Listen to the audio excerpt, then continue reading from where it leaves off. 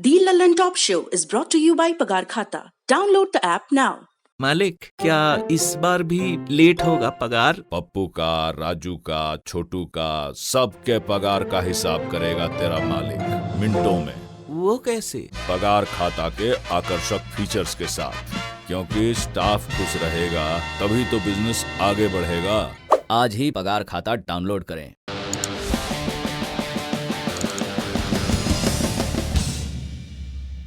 बीजापुर में हुए नक्सली हमले में 22 जवानों के शहीद होने के बाद आज गृह मंत्री अमित शाह छत्तीसगढ़ पहुंचे। यहां उन्होंने शहीद जवानों को श्रद्धांजलि दी। गृह मंत्री ने कहा कि देश जवानों का बलिदान याद रखेगा और यह व्यर्थ नहीं जाएगा। नक्सलियों के खिलाफ लड़ाई निर्णायक मोड़ पर पहुंची है और इस दुर्भाग्यपूर्ण घटना ने इसको और आगे बढ़ाने का काम किया है। हम 2 मकाम और आगे बढ़े हैं। आज छत्तीसगढ़ शासन के मुख्यमंत्री बघेल जी के साथ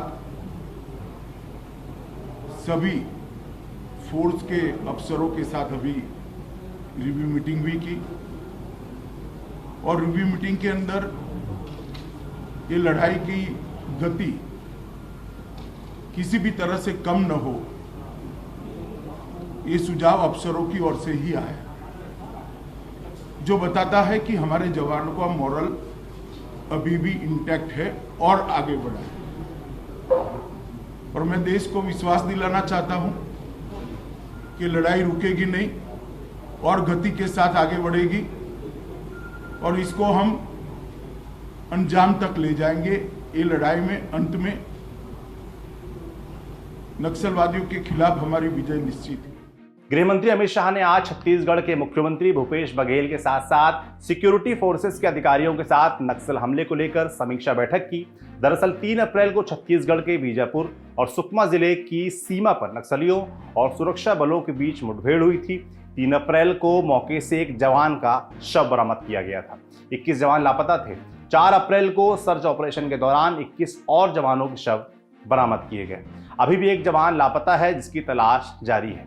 इस मुठभेड़ में 31 जवान जख्मी भी हुए हैं, जिनका इलाज चल रहा है। मौके से जवानों को केवल एक महिला नक्सली का शव बरामद हुआ है। हालांकि बड़ी संख्या में माओवादी मारे गए हैं और घायल भी हुए हैं, लेकिन सही संख्या के बारे में फिलहाल दावा नहीं किया सकता है।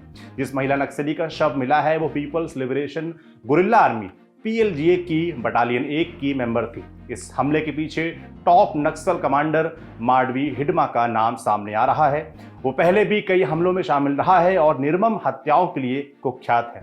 मीडिया रिपोर्ट्स के मुताबिक एनकाउंटर के बाद सर्च ऑपरेशन के दौरान लापता जवान के नक्सलियों के कब्जे में होने के इनपुट मिले हैं। हालांकि अभी तक नक्सलियों की ओर से किसी समझौते की बात नहीं हुई है और ना ही उनकी कोई मांग सामने आई।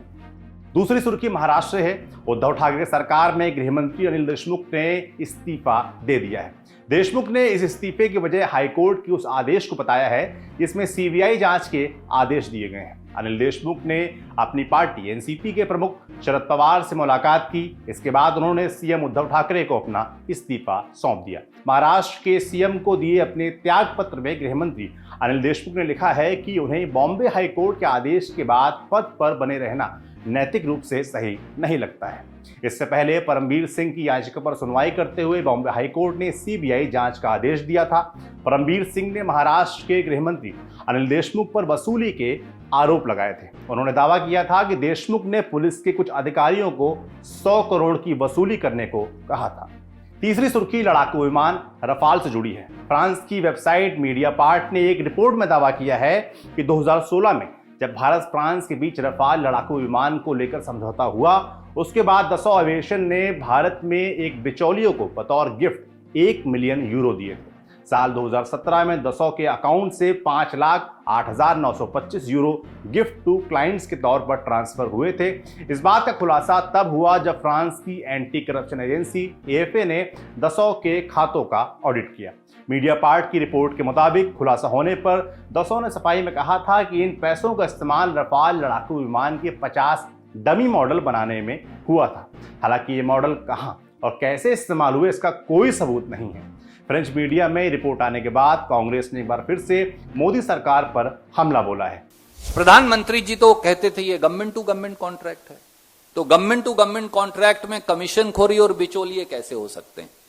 और भारत में स्टेटेड पॉलिसी है no middleman no commission in defence deals, और अगर कोई ऐसा करेगा तो उस पर कार्रवाई होगी, कंपनी का कॉन्ट्रैक्ट कैंसिल होगा, कंपनी ब्लैक लिस्ट होगी, कंपनी पर एफआईआर दर्ज होगी। यह इस देश का कानून है। हम केवल यह पूछ रहे हैं क्या इस देश का कानून इस देश की सरकार पर लागू होता है या इस देश के सरकार और प्रधानमंत्री कानून और संविधान से ऊपर उठ गए हैं?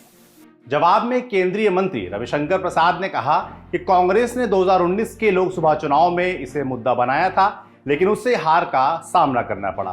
कांग्रेस पार्टी फिर राफेल की बात कर रही है। सुप्रीम कोर्ट में तो हार गए, सीएजी ने भी फिर उसको रिजेक्ट कर दिया। मैं कांग्रेस पार्टी से कहूंगा कृपया करके भारत की सुरक्षा बलों के मनोबल को कमजोर न करें, और यह बात मैं बड़ी जिम्मेदारी से कहता हूं। यह उनका इतिहास है। इन्होंने उरी पे सबूत मांगा था ना, इन्होंने बालाकोट पे सबूत मांगा था ना। जिन सेना के साहसिक कार्रवाई की पूरी दुनिया प्रशंसा कर रही है, उस पर सवाल खड़े करना। तो फिर एक बार राफेल मामले पर सियासत शुरू हो गई है।